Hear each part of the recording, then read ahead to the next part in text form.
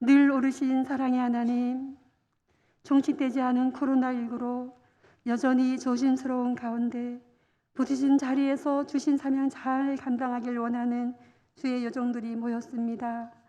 구별하여 세우신 목사님 통하여 주의 말씀 선포되어질 때 듣는 마음과 듣는 귀를 주셔서 온몸과 마음에 새겨 주신 사명 충성되이 잘 감당하며 주의 선한 도구로 마음껏 쓰임받게 하옵소서. 은혜의 주 예수 그리스도의 이름으로 기도드립니다. 네. 저희들 하나님의 말씀 마태복음 6장 33절입니다. 제가 가진 성경 8쪽에 있습니다. 마태복음 6장 33절 말씀입니다.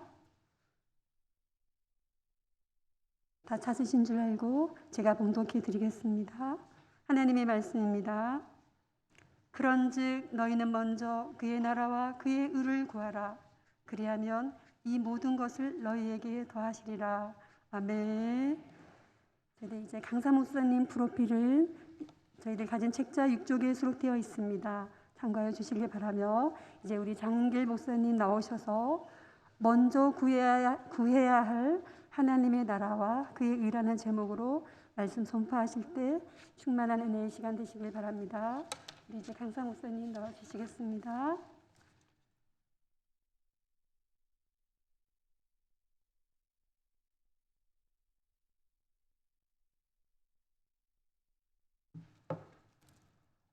반가워요.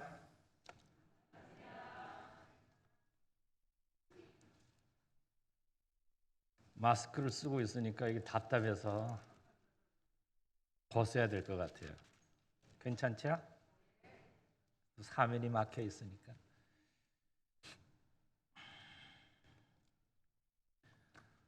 새까맣죠, 벗으니까.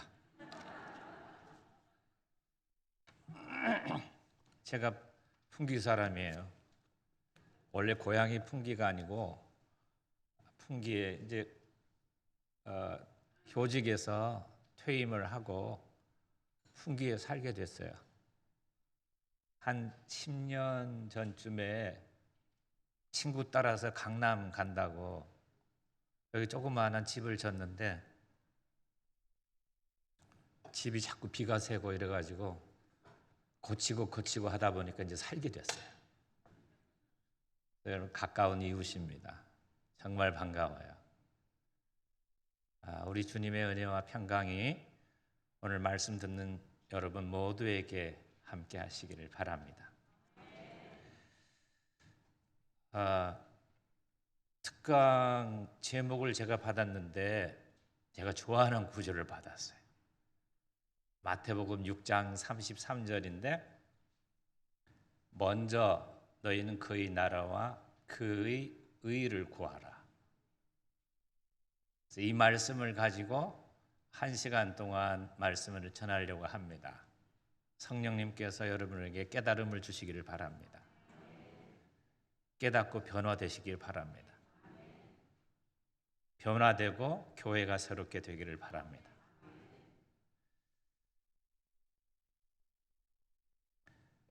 오늘 읽은 이 말씀 6장 33절 말씀에서 세 가지 말씀을 드리려고 해요. 먼저 너희는 그의 나라와 그의 의를 구하라. 거기에서 그의 나라에 대해서 첫 번째 말씀드릴 거예요. 두 번째는 하나님의 의, 그의 의에 대해서 말씀드리겠고 마지막으로는 먼저라고 하는 것을 제일 뒤에 말씀을 드리겠어요. 도대체 이 말씀이 무엇을 의미하는가? 마태복음 6장 33절 말씀은 아마 여기에 계신 분들은 수없이 설교를 듣고 암송하고 있는 구절이라고 생각이 돼요. 그런데 그 속뜻을 아는 분은 그렇게 많지 않은 것 같아요. 제가 신약 성경을 전공했는데 성경학자거든요. 근데 한국 교회 이렇게 보면은 이 속뜻을 알고 계신가? 그런 의구심이 들 때가 있어요. 오늘 이후로는 여러분이 그런 생각을 하지 않기를 바랍니다. 이 마태복음 6장 33절 말씀은 그냥 뚝 떨어져 있는 격언이 아니에요. 좋은 말씀이 아니고 산상보훈에서 연결이 되어 있는 말씀이에요. 우리가 외우는 주님 가르치신 기도 있잖아요. 주기도는 주님이 하신 기도가 아니에요. 주님께서 제자들에게 가르쳐 주신 기도예요.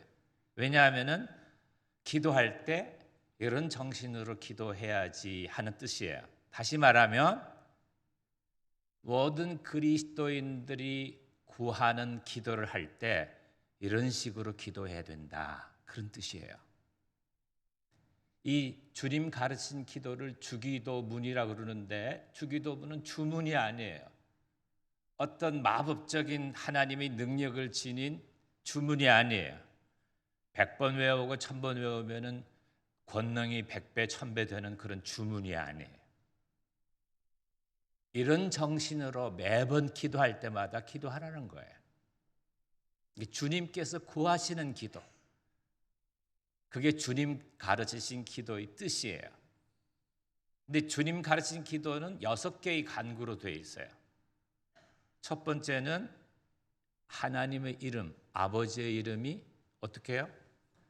거룩히 여김을 받으시고 아버지의 나라가 임하게 하시고 그리고 아버지의 뜻이 하늘에서처럼 땅에서 이루어지게 하소서. 이 1, 2, 3 가구 이거는 대신 관계의 간구예요. 하나님에 대한 간구란 말이죠.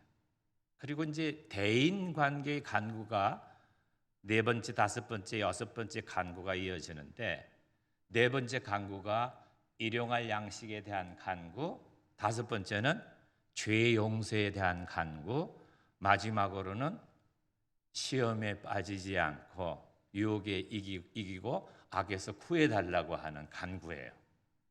굉장히 중요한 거죠.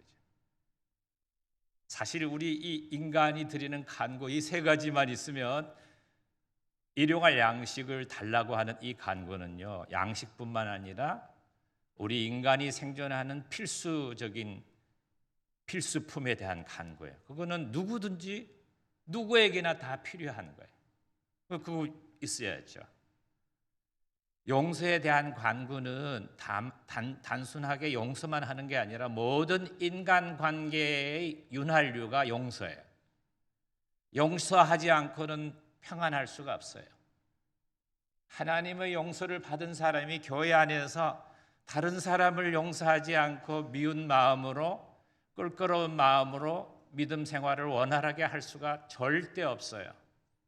모든 관계를 부드럽게 하고 모든 관계를 하나님과의 관계로 바꾸어 주는 것이 용서예요.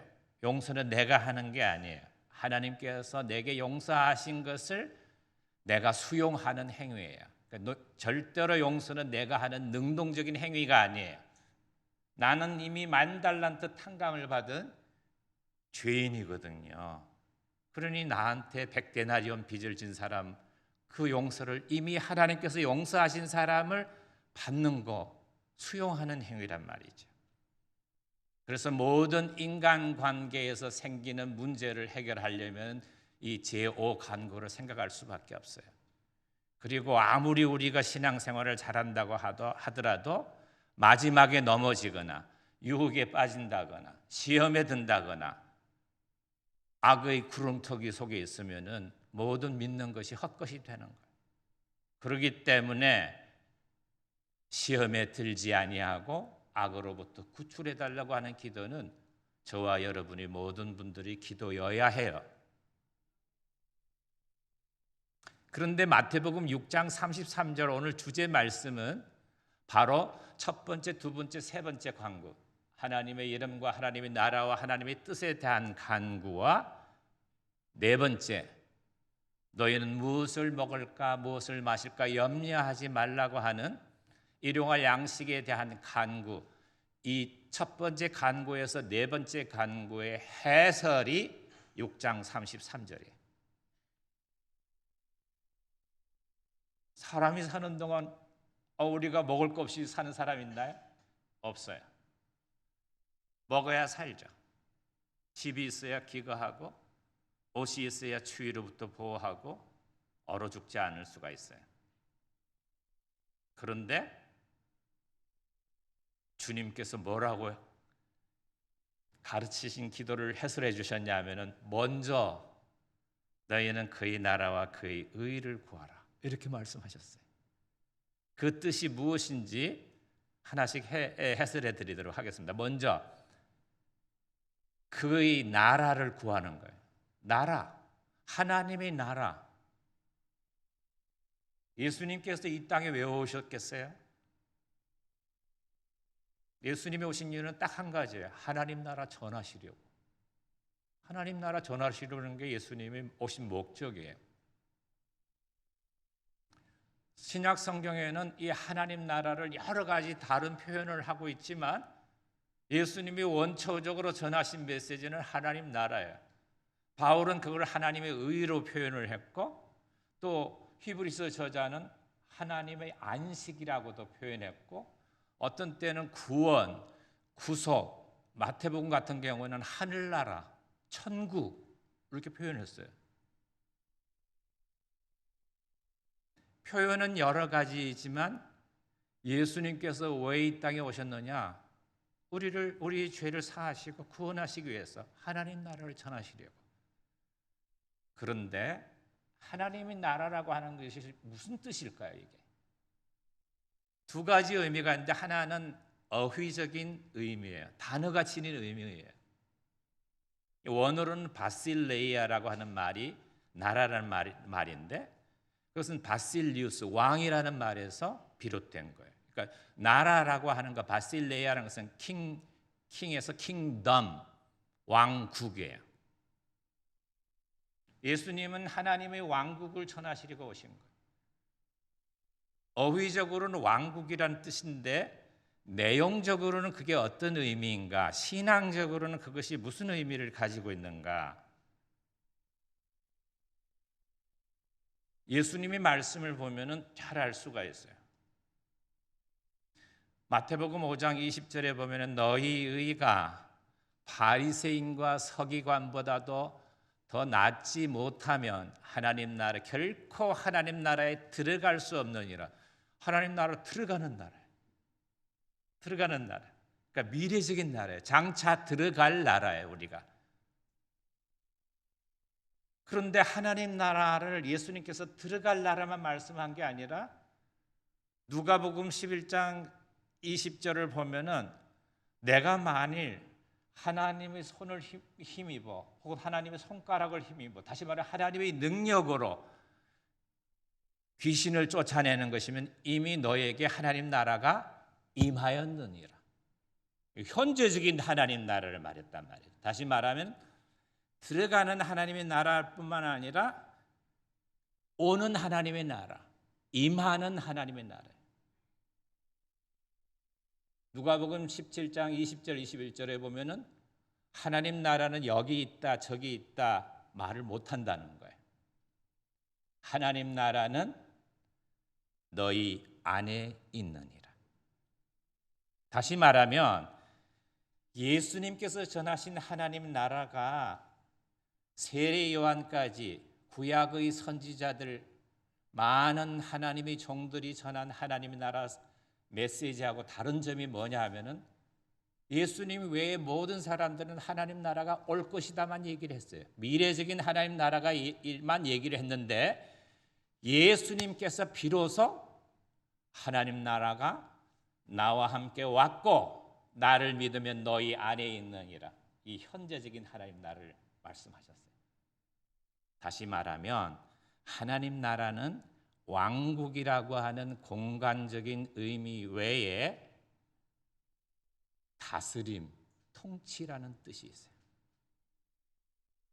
하나님 나라가 내가 예수님 믿어서 하나님 나라의 통치를 받는다. 하나님의 다스림을 받는다고 하는 것이 무슨 뜻일까요?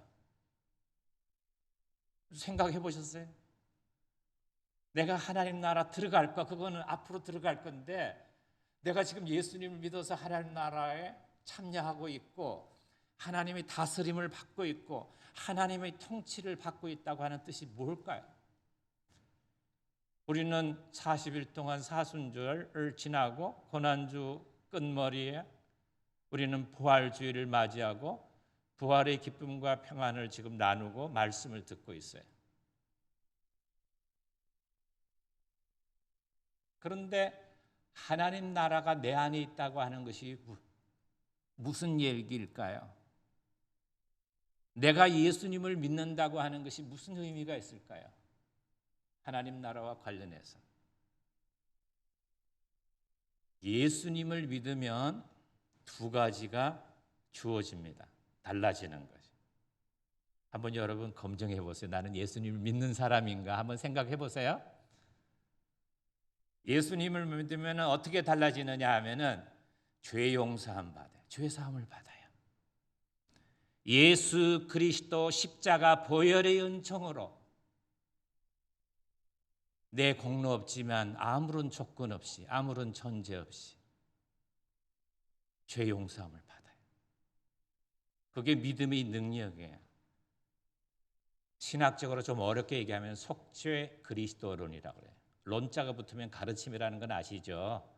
그리스도론이라는 것은 그리스도에 대한 가르침이고 속죄라는 말은 예수님을 믿으면 죄 용서를 받는다. 속죄 그리스도론이에요. 근데 대부분의 그리스도인들이 여기에 머물러 있어요.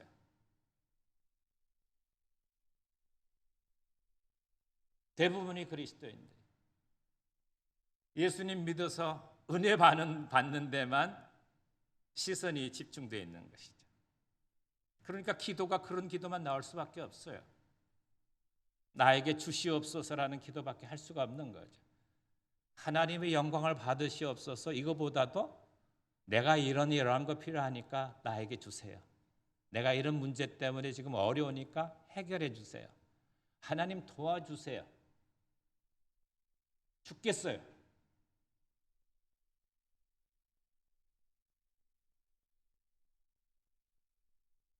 그건 거기까지만 믿으면 예수님을 반쪽 믿는 하프 크리스찬이에요. 반쪽 그리스도인이에요. 한쪽 발로만 세상을 걸어가는 사람들이. 예수님을 믿으면 두 번째 어떻게 되느냐? 예수를 믿어서 세례를 받았다고 하는 말은 로마서 6장에 의하면 그리스도와 하나가 되는 사건이에요. 예수님께서 세례를 받은 세례의 원래 뜻은 침례예요. 그러니까 물속에 잠겼다가 물속에 들어가고 완전히 잠기고 다시 물 밖으로 나오는 거 이게 세례예요. 세례의 의미는 예수님께서 물속에 이게 우리가 세례 받을 때 물속에 들어갔다 하는 것은 예수님과 함께 죽었다라고 하는 뜻이에요. 물에 잠겼다고 하는 것은 그와 함께 장사되었다는 뜻이에요. 물 밖으로 나왔다는 것은 예수님께서 부활하신 것을 의미해서 부활을 본받아 새로운 생명 가운데 거하게 되는 것을 의미해요. 다시 말하면 예수님을 믿으면 달라지는 것 두 번째는 뭐냐면은 그리스도와 하나가 돼요. 이거를 신학적으로는 뭐라고 그러냐면은 참여 그리스도론이라고 그래요. 예수님을 믿으면 그리스도에게 우리가 참여하게 되는 거예요. 그리스도의 지체가 되는 거예요. 그리스도와 하나가 되는 거예요. 하나님과 동행하게 되는 거예요. 하나님과 함께 살게 되는 거예요. 내가 앞으로 미래에 하나님 나라 가서 하나님과 더불어 사는 것이 아니라 이 땅에서 아버지의 뜻이 하늘에서처럼 땅에서도 이루어지이다. 내가 하나님과 함께 동거하고 동행하는 것.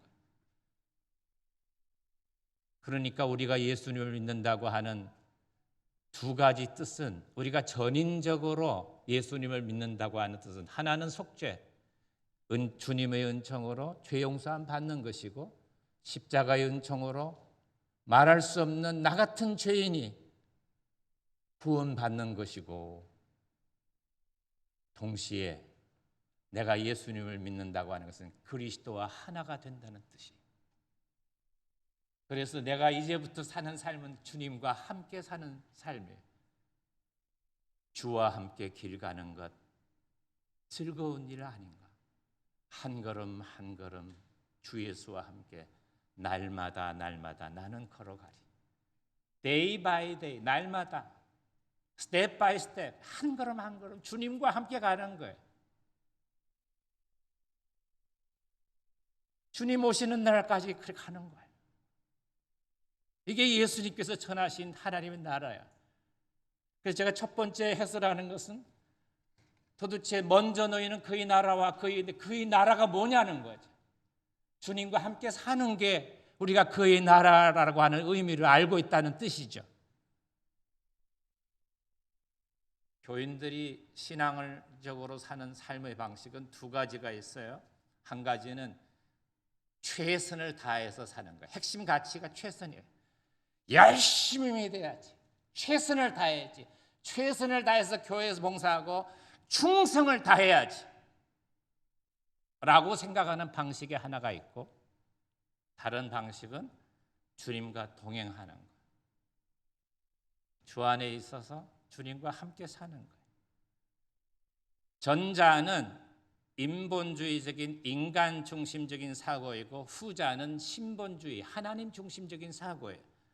전자의 사람들은 대부분 이렇게 합니다. 예수 믿고 기도해서 새벽 기도에 가가지고 뭐 하느냐? 진인사 대천명이에요. 유교적인 생각이 있죠. 인간으로서 할 수 있는 것을 다 할 진짜 다 하고, 그리고 기다릴 대자 천명 하늘의 명을 기다리는 거예요. 하나님이 그러신 분이에요? 하나님이 우리 세상에서 살 때는 우리 마음대로 살고, 그리고 마지막 때 나는 심판만 하면 되는 하나님이세요?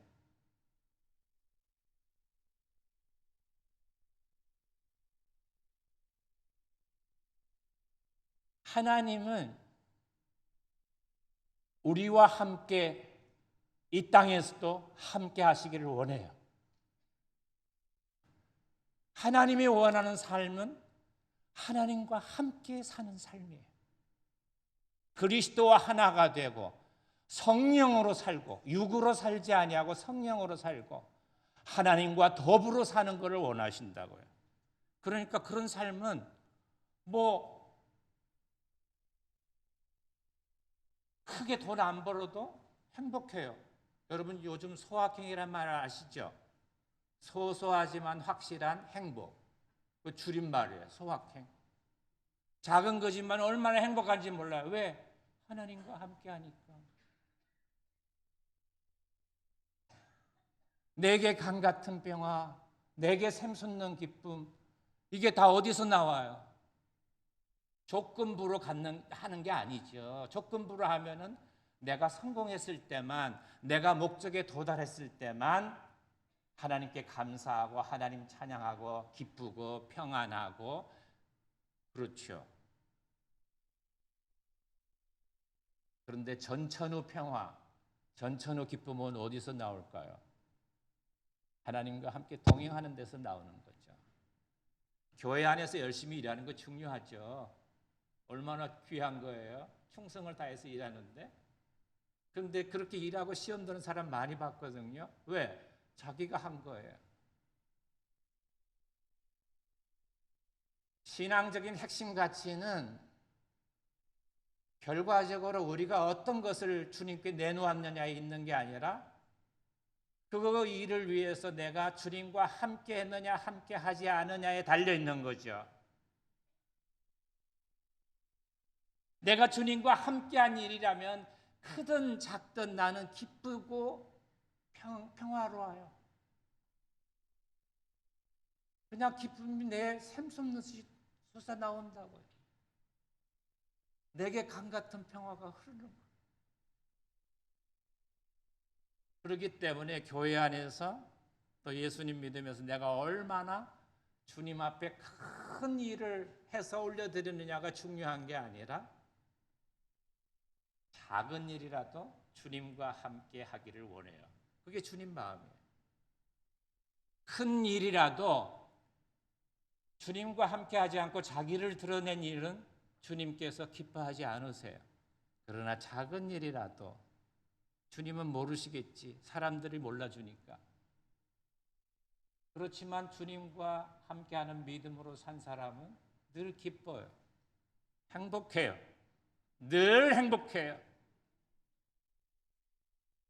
비가 와도 행복하고 사고를 당해도 행복하고 넘어져도 행복하고.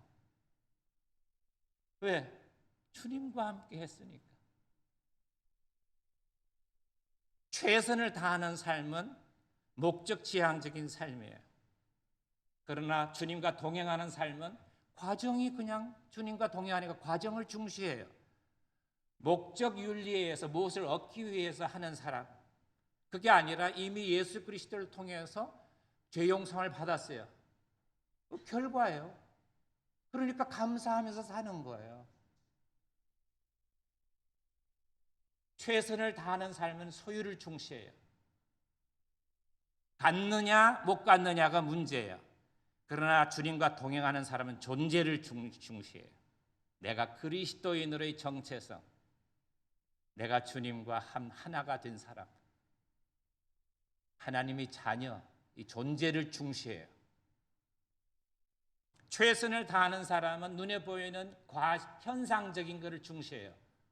얼마나 빛나고 얼마나 아름다운가, 색깔이 고운가에 관심이 있어요. 그러나 주님과 동행하는 삶은 본질에 관심이 있어요. 겉이 아니라 속에 관심이 있어요. 껍데기가 아니라 알맹이에 관심이 있어요. 율법적인 신앙생활이 아니라 복음적인 신앙생활에 젖어 있어요. 똑같이 기도하고 똑같이 새벽 기도하고 똑같이 금식하고 똑같이 구제하는데 전혀 달라요. 율법적인 신앙으로 하느냐 아니면은 복음적인 신앙으로 그 일을 하느냐. 감사도 찬양도 봉사도 친교도 마찬가지. 주님과 함께 했으면 복음적인 거예요.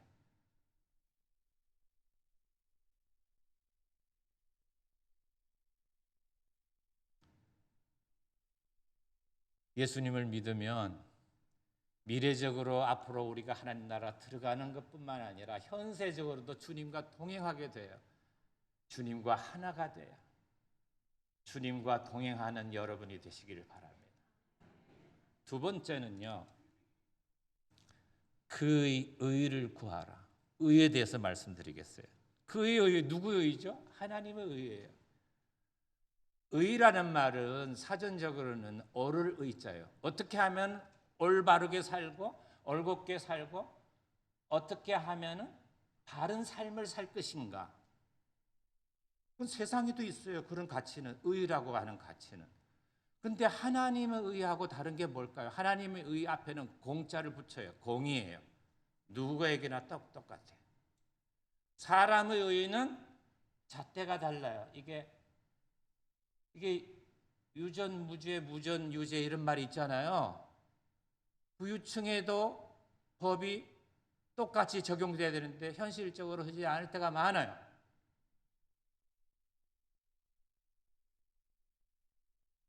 우리가 의라는 말이 세상 가치에도 있고 하나님 나라 가치, 성경의 가치에도 있으니까 이 의가 혼동돼 가지고 의 정체를 잘 몰라요.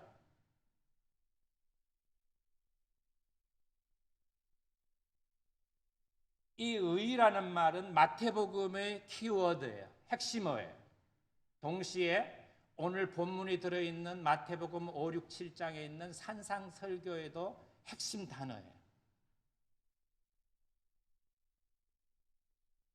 산상설교 마태복음의 주제가 뭐냐면요. 조금 전에 제가 암송했던 5장 20절에 너희 의가 바리새인과 서기관보다도 더 낫지 못하면 율법적인 신앙인보다 더 낫지 못하면 결코 천국에 들어갈 수 없느니라. 거기에 의라는 말이 나와요. 바리새인도 의를 추구했거든요. 예수님께서 의를 해설하면서 뭐라고 그러냐면은 인간의 의와 하나님의 의를 대조시켜요. 그러면 우리가 신앙생활할 때 내가 하는 의가 이게 인간적인 의인지 하나님의 의인지 구별해야 된다는 말이에요. 특징은 뭐예요? 이거 어떤 게 인간적일까요? 인간적인 의의 특징은 외식하는 거예요. 쇼업이에요. 보여주기 위해서 하는 거예요. 신앙생활도 보여주기 위해. 기도도 헌금도 감사도 찬양도 봉사도 전도도 다 보여주기식이에요. 하나님의 의는 은밀해요.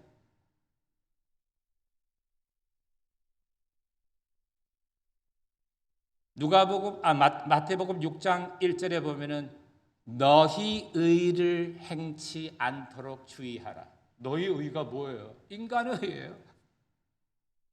세상 사람들의 의가 아니라 하나님 믿는 바리새인과 서기관들, 그 당시에 하나님 신앙의 지도자들, 그들을 가리키는 거예요. 그들의 특징이 뭔데요? 6장 2절, 5절, 16절에 보면은 외식하는 바리새인과 서기관이에요. 그런데 6장 4절, 6절, 18절을 보면은 예수님께서 은밀한 중에 행하시는 아버지께서 갚으시리라 그 말이에요. 교회 안에서 교회 건축하고 봉사 많이 하고 그런데 과시적으로 외식을 했다면은 그들에게 상이 없는 게 아니에요. 예수님의 말씀은 이미 상을 받았다는 거예요. 이미 보상되었다고 하는 거예요. 더 받을 상이 없다는 거예요.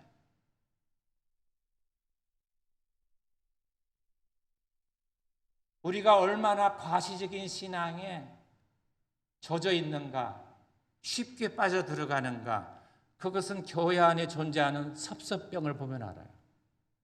여러분 섭섭병 한번 걸려보셨어요? 교회 안에서 섭섭하다. 내가 이 교회에 정말 창립 멤버인데 내가 목사님 어려울 때 정말 내가 한 게 얼만데 내가 지금까지 하나님 앞에 언제 내 것을 먼저 챙기고 하나님 것을 나중에 드렸던가 그렇게 말할지라도 내 마음속에 어떤 일로 마음의 상처를 받고 섭섭한 마음이 든다면 그것은 외식하는 신앙이었어요. 섭섭한 거 왜 섭섭한 줄 아세요? 내가 보상을 못 받으니까. 헌금을 많이 했어요. 헌금도 11조를 늘 했어요. 10조, 11조, 12조 이런 게 아니고 11조요. 10분의 1.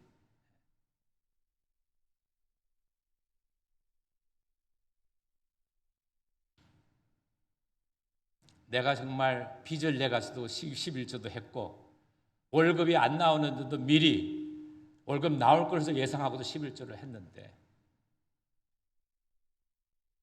그냥 권사 선거를 했는데 떨어졌네. 그것도 2표 차로. 아니 성질 나는 거예요. 누가 내가 권사 된다고 했어? 지들이 막 찍어놓고서는 지들이 떨어뜨리고 누가 내가 장로 된다고 했어? 자기들이 장로해야지 리스트 올려놓고서는 해놓고서는 앞에 있는 사람들 찍으라고 해서 찍었는데 바로 또 끊기기는 또 내 앞까지 끊겼네?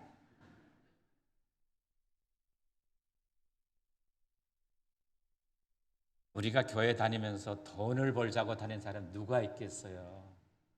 그러나 우리 마음속에는 보응 심리가 있단 말이죠. 내가 이렇게 했으니까 교회가 나한테 이만큼 해줘야지. 내가 이 정도 했으면 목사님이 나를 이 정도 대우해줘야지. 상대적인 마음이 있단 말이죠. 세상적인 의는요, 상대적인 거예요. 그래서 늘 비교해요. 그러니까 주님과 동행하는 사람, 복음적인 신앙에 사는 사람은 상대 비교 안 해요. 왜?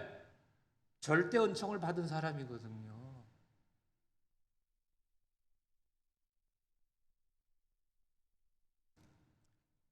그렇기 때문에 하나님의 의는 은밀한 의예요.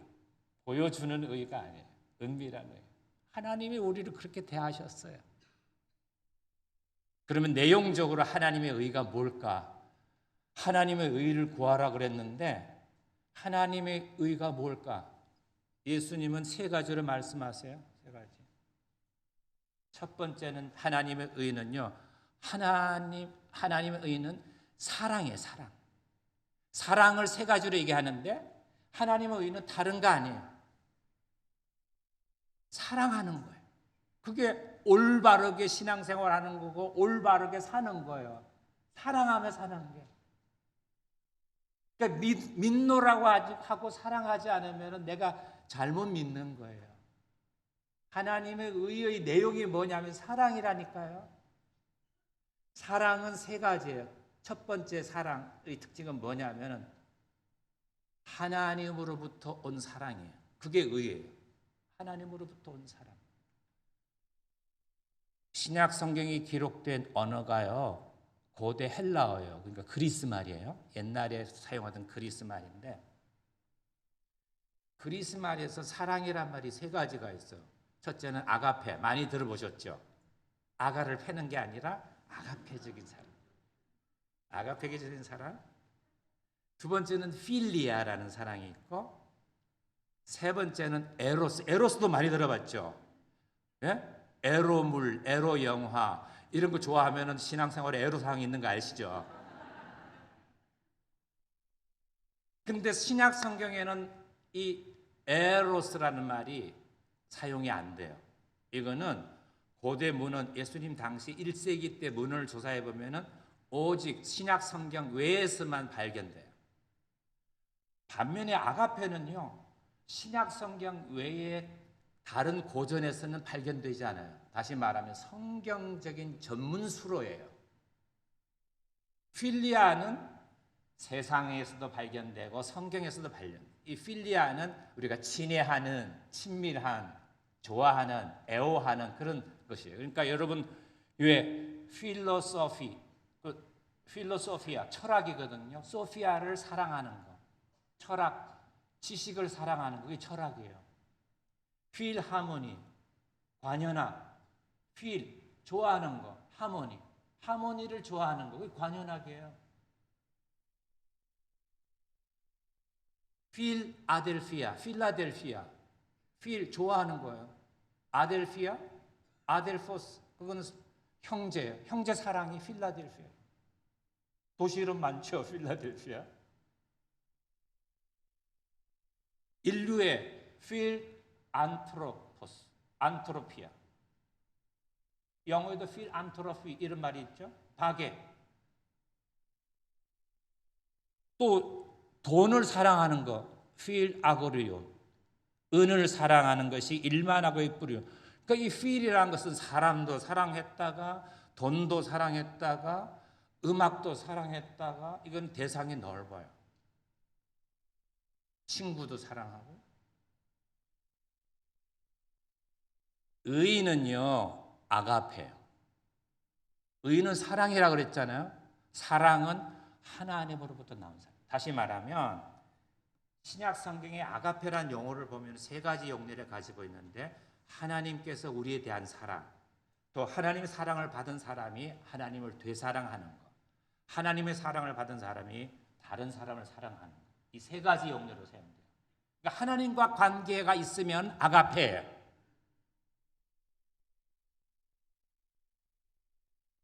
우리가 하나님의 의를 구한다는 것은 하나님 사랑으로 사람을 사랑하는 거예요. 두 번째, 하나님의 사랑의 특징이 뭐냐면은 온전한 사랑이에요. 5장 48절에 보면은 너희 하늘 아버지, 너희 천부께서 온전한 것처럼 너희도 온전하라. 이 온전하라는 말이 무슨 뜻이냐면 perfect, 완전해라, 완벽해라 그런 뜻이 아니에요. 그런 뜻이라면 우리는 한 사람도 사랑할 수 없어요. 세상에 완벽하게 사는 한 사람은 자기 부부도 없고 자식 사랑도 없고 부모 사랑이도 없는 거예요. 완벽이 어디 있어요? 그러면 온전하라는 뜻이 뭘까요? 누가복음 6장 36절 평행구절에 보면은 너희 하늘 아버지께서 자비로우신 것처럼 너희도 자비로워. 온전하란 말은 자비를 베풀으라 그런 뜻이에요. 온전한 사랑이라는 것은 보응적인 사랑이 아니라는 거예요. 응보적인 보응하는 사랑이 아니에요. 조건적인 사랑이 아니에요.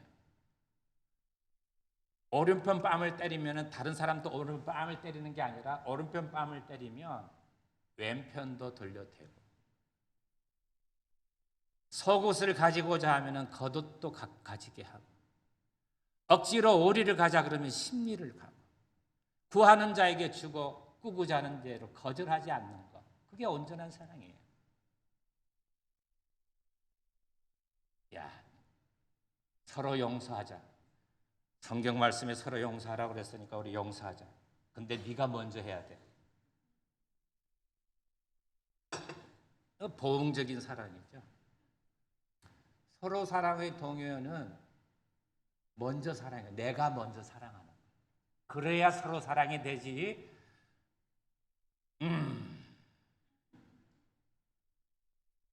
네가 먼저 말해. 난 절대로 말 못해.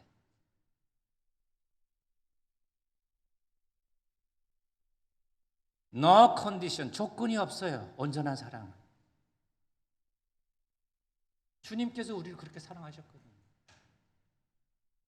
온전한 사랑은 조건도 전제도 없는 보응적 사랑이 아니에요. 온전한 사랑이란 것은 no limit, 경계도 없어요. 우리가 이웃 사랑하자. 그래, 이웃 사랑해야지. 목사님, 옆 사람과 이웃 사랑합니다. 사랑합니다. 축복합니다. 그리고 주차장 나가면서 약간 긁었는데 그냥 딱 보면서 이씨 했다가 주차장이지. 교회 주차장이지. 그럴 때 있잖아요. 여러분은 거룩하신 애 없지만 그럴 수 있어요.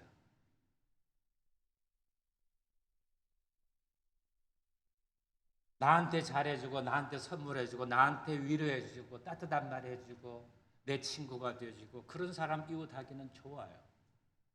나하고 배짱이 맞고 레벨도 맞고 생각도 비슷하고 가치관도 비슷하고 그런 사람 사랑하는 거 별로 어렵지 않아요. 근데 예수님께서 뭐라고 그랬어요? 예수님께서 우리를 이웃 사랑할 때 이웃은 경계가 있잖아요. 이웃은 누가 이웃이에요? 여러분 이웃이 누구예요? 옆집 사는 사람? 지역적인 개념이 아니에요. 이웃 사촌? 옆집 사는 사람이 이웃이에요? 아니면은 헬라인들처럼 문화적으로 수준이 비슷하고 지식적으로 지식 동호인들이 이웃이에요? 헬라인들은 야만인과 헬라인을 구분했거든요. 헬라 말을 모르고 헬라 문화를 모르고 소통이 안 되면 야만이에요. 근데 예수님께서 말씀하시는 이웃은 뭘까요? 예수님이 말씀하는 이웃은요, 나 외에 모든 사람이 이웃이어야 해요. 누가복음 10장에 보면은 내 이웃이 누구입니까? 이렇게 묻는 율법 교사에게 예수님은 뭐라고 그러죠? 누가 내 이웃이에요? 우리 관심은 내 이웃이 누군가를 찾는 데 있어요. 나를 도와줄 사람, 내가 좋아할 만한 사람이 누군가를 찾는 데 있는데 예수님의 관심은 어디 있어요? 무슨 소리야? 모든 사람이 네 이웃인데. 그러니까 예수님은 거꾸로 이렇게 질문하죠. 너는 누구의 이웃이 되겠느냐? 선한 사마리아인 비유를 보고 그냥 제사장도 그냥 강도 만난 사람을 피하여 보고 피하여 지나갔고, 제사장을 돕는 레위인도 성전 직무를 마치고 강도 만난 사람을 보고 똑같이 보고 피하여 지나갔지만, 오히려 예루살렘으로 용물을 보러 올라가는 사마리아인, 그 사마리아에는 유대인들이 상종을 안 하는 그 사람은 강도 만난 사람에게 상처를 싸매어주고 기름을 붓고 포도주를 붓고 자기 자가용인 나귀 새끼에 태우고, 그리고 자기가 늘 이용하던 주막집에 가가지고 이 치료비를 주고 부비가 더 들면 크레딧 카드도 그었어요. 내가 다시 돌아올 때 당신한테 갚을게요. 네가 생각할 때는 이 세 사람 중에서 누가 강도 만난 자의 이웃이냐? 너는 누구 이웃이 될래? 그걸 묻는 거죠.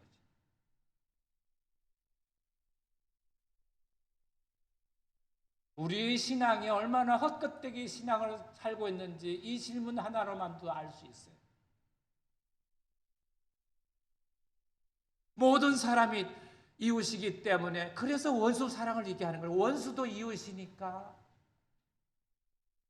바로 그 원수를 사랑하는 것이 나를 사랑하는 것이라. 지극히 작은 소자 한 사람에게 한 것이 곧 내게 한 것입니다. 그 원수에게 한 것이 곧 내게 한 것이에요. 주님께 한 것이에요. 그게 주님의 마음이에요. 그런데 우리는 얼마나 상대적으로 한 대 치면 한 대 치고, 한 대 치면 내가 조금 선하니까 반대 치고,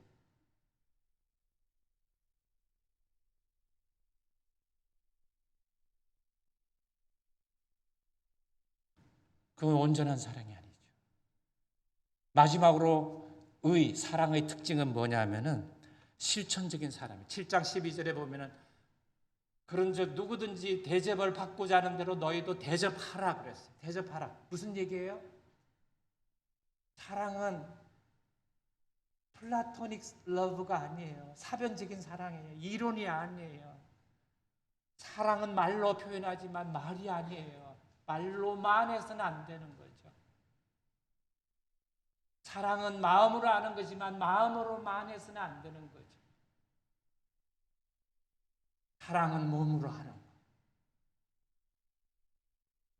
사도 바울은 고린도전서 13장의 사랑장에서 뭐라고 그래요? 사랑을 정의하면서 페트김처럼 사랑은 따뜻하고 차갑고 쓸쓸하고 외롭고, 형용사가 아니에요.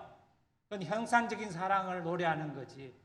성경적인 사랑은요, 동사예요. 다 움직시예요. 사랑은 움직이는 거예요. 행하는 거예요.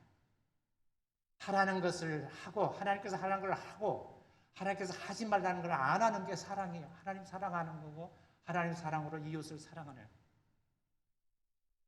사랑은 온유한 거예요. 불의를 기뻐하지 않는 거예요. 진리와 함께 기뻐하는 거예요. 무례히 행치 않는 거예요. 믿고 견디고 참는 거예요. 다 동사예요, 동사. 행하지 않으면 사랑이 아니에요. 너희 천부께서 자비하신 것처럼 너희 자비가 뭐예요? 실천된 사랑을 자비라고 해요.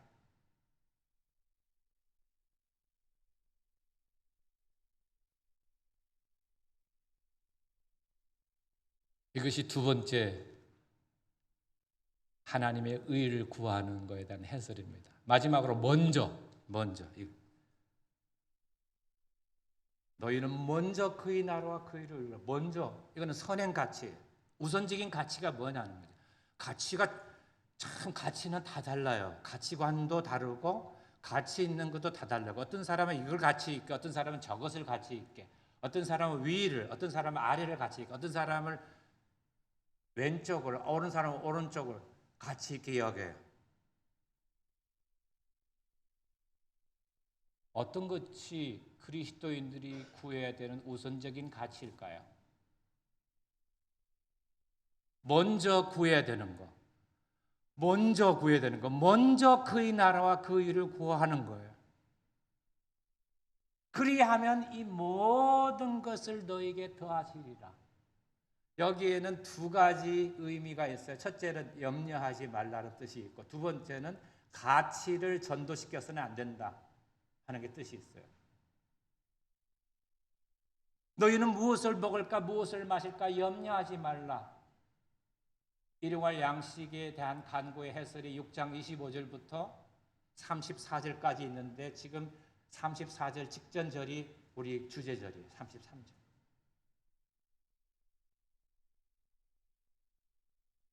염려를 안 해도 공중의 새들도 하나님께서 기르시고 들풀들도 꽃을 피우는데 솔로몬이 입은 옷이 이 들꽃만도 못한 거예요. 하나님께서 기르시는 거예요. 주님과 함께 동행하는 사람은 하나님께서 나에게 필요할 이런 양식을 다 줄 거란 걸 다 믿는 거죠. 그래서 소확행할 수가 있는 거예요. 행복할 수 있는 거예요. 매 순간 어려움을 당해도 행복해요. 눈물이 나도 행복해요. 피가 흘러도 행복해요. 죽어도 행복해요. 왜? 영원히 살 거니까. 그리스도인데 초기 그리스도인들을 왜 순교했을까요? 순교는 목숨을 버리는 거지만 생명을 얻은 사람이 버릴 수 있는 게 목숨이에요. 왜? 목숨보다도 더 귀한 가치가 생명이기 때문에. 그래서 성경에서는 목숨과 생명이란 말이 달라요. 생명이란 말은 조회라는 말이고 목숨이란 부시케라는 말이에요. 목에 숨이 붙어 있는 거, 목숨.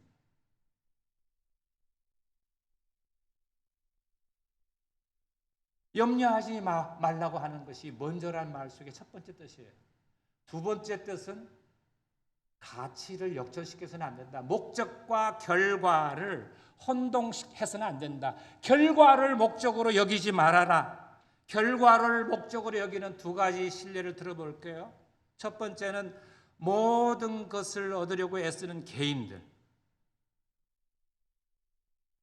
우리가 모든 것을 얻으려고 하잖아요. 사람마다 다 다르지만 어떤 사람은 이것을 저것을 구해요. 근데 노력해서 얻으려고. 노력의 대가로 얻어지는 게 아니에요. 여러분, 요즘 잘 알잖아요. 내가 열심히 노력해서 살았는데 나한테 대가가 안 주어지는 경험 많이 하잖아요. 여러분 젊은이들 봐요. N4 세대 여러분 기억하시죠? LH 사건 얼마나 국민들이 공분을 해요?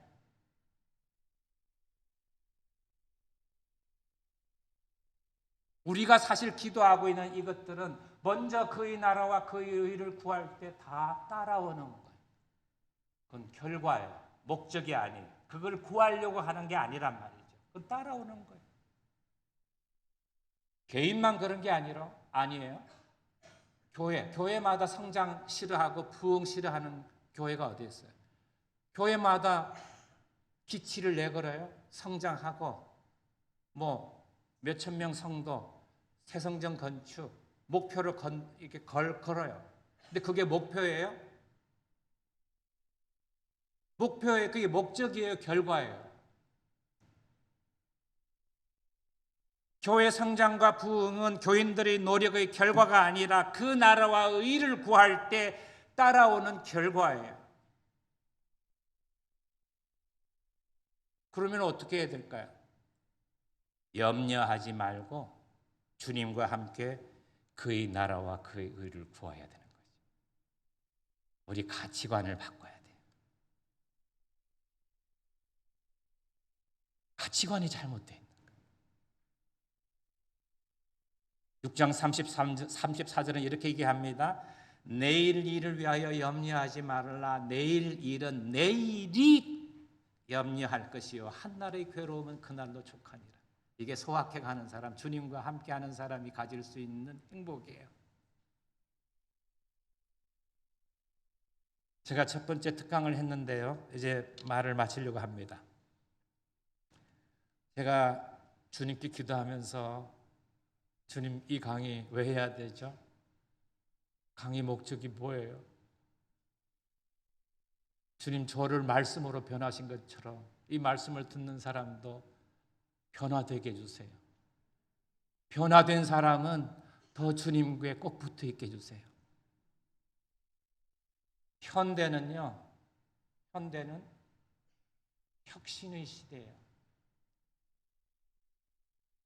작년 2020년 GLS라고 시카고 윌러크릭 교회에서 교회 지도자들을 모아서 리더십 서밋을 했는데 코로나 때문에 위성으로 했어요. 제가 작년 8월 13일, 14일 이틀 동안 13강좌를 인터넷으로 들었어요. 그런데 거기서 전 세계의 기독교의 교회에 대해서 오늘날 필요한 거 4가지, 키워드 4가지를 얘기했는데 첫 번째는 뭐냐면 decision making, 의사결정이에요. 교회 안에서 도대체 누가 의사결정하는 건가? 그게 첫 번째 키워드 있고 두 번째는 change예요. 변화예요. 지금 교회가 변화되지 않으면 이 세상을 살릴 수가 없다는 거예요. 세상의 소금과 빛이 될 수 없다는 거예요. 세 번째는 change, 변화되려면 뭐가 있어야 되느냐? 회복 탄력성, resilience가 필요하다고 그랬어요. resilience. 그러니까 회복 탄력성이 있어야 되는 거예요. 왜 교회가 성장할 때 교회 성장학적으로 보면 이렇게 올라가다가 정체되었다가 다시 성장하거든요. 근데 이렇게 가지고 지금 정체가 됐다가 그냥 처박는 거예요. 교회가 다운사이징, 작아지고 있고 힘이 줄어들고 있고 그냥 꼬라박는 거예요. 근데 이걸 다시 쳐들게 하려면 어떻게 해야 되느냐? 회복 탄력성이 있어야 된다는 거예요. 그게 뭘까? 같이 고민하고 기도하자는 거예요. 마지막으로 4번째가 뭐냐면 그거 하려면 한두 사람이 결정해서는 안 되고 커뮤니케이션, 의사소통이 돼야 돼. 찍어 누르면 안 된다는 거죠. 네 생각은 어때? 내 생각은 이래. 주님 생각은 뭘까? 그럼 내 생각을 주님 생각으로 바꾸고 당신 생각도 주님 생각으로 바꾸면 되겠네?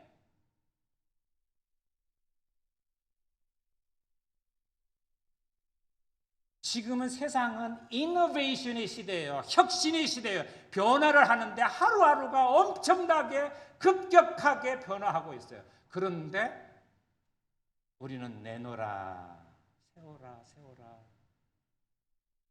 아, 세월은 잘 간다. 아이아이야. 하고 있지는 않은지요.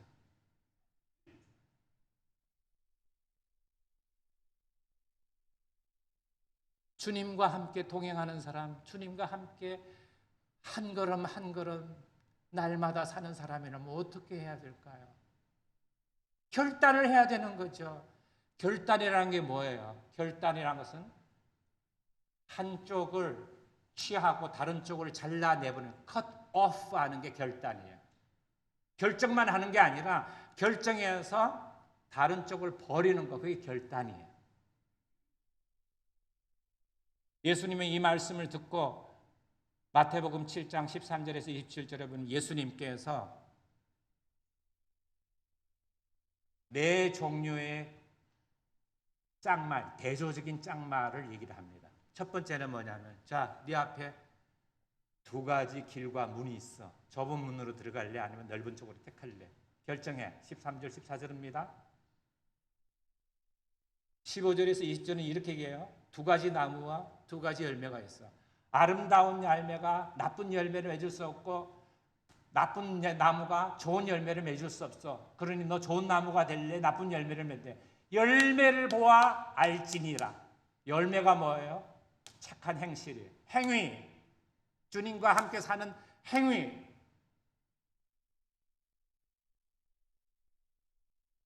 세 번째 대립장말은 뭐냐면 2 종류의 신자가 있어요.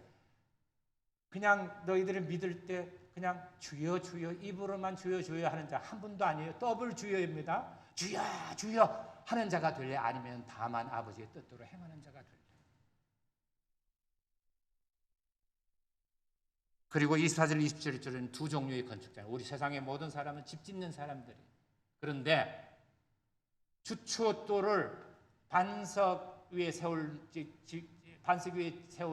지혜로운 건축자가 될래? 아니면 모래 위에 세우는 어리석은 사람이 될래? 이건 비가 오고 홍수가 나고 큰 바람이 불면 무너지는 것은 모래 위에 세울 때고 반석 위에 세우는 사람은 무너지지 않아. 그러니 선택하시오. 이건지 저건지 선택을 하신 에리 프로임의 얘기를 들으면 소유인지 존재인지 선택하시오. 소유가 필요 없진 않아요. 존재를 선택하면 소유가 따라와요. 이 모든 것을 너에게 더하시리라.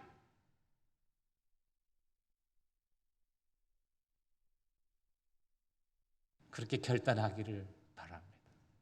결단은 단순하게 선택하는 게 아니라 다른 한쪽을 버리는 거예요. 중간지대가 없어요. 회색지대가 없어요. 이 문 아니면 저 문이고, 이 길 아니면 저 길이고, 이 나무 아니면 저 나무고, 이런 건축자 아니면 저런 건축자고, 이런 신자 아니면 저런 신자예요. 중간이 없어요. 피하지 마세요. 그렇게 되기를 바랍니다. 기도할게요. 아버지 하나님, 이 코로나 시대에 참으로 어려운 시대에 답답하고 우울이 지속되고 어찌할 바를 모르는 저희들에게 먼저 그의 나라와 의를 구하라고 하시니 그 말씀에 순종하려 합니다. 내 힘, 내 능력으로 부족합니다. 주님 은혜를 새롭게 베푸어 주셔서 다시 새롭게 하여 주옵시고 거듭난 생명, 거듭난 삶을 살 수 있도록 늘 하나님과 동행하게 하여 주옵시고 사랑하는 것이 올바른 삶인 것을 깨닫게 하여 주옵소서. 이 말씀 그냥 듣지 마시고 듣게 하지 마시고 이 말씀 신비에 새겨서 이 말씀대로 따라가게 하시고 순종하게 하시고 주님과 동행케 하여 주옵소서. 예수님 이름으로 기도드립니다. 아멘.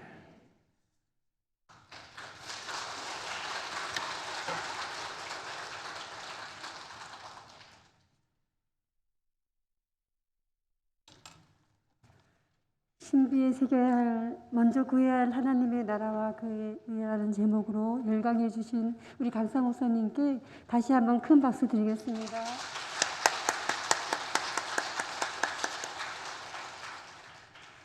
이상 특강을 마치고 10분 후 직능 교육으로 이어지겠습니다. 잠시 화장실 다녀오실 분들 다녀오시고 시간 엄수해 주시기 바랍니다.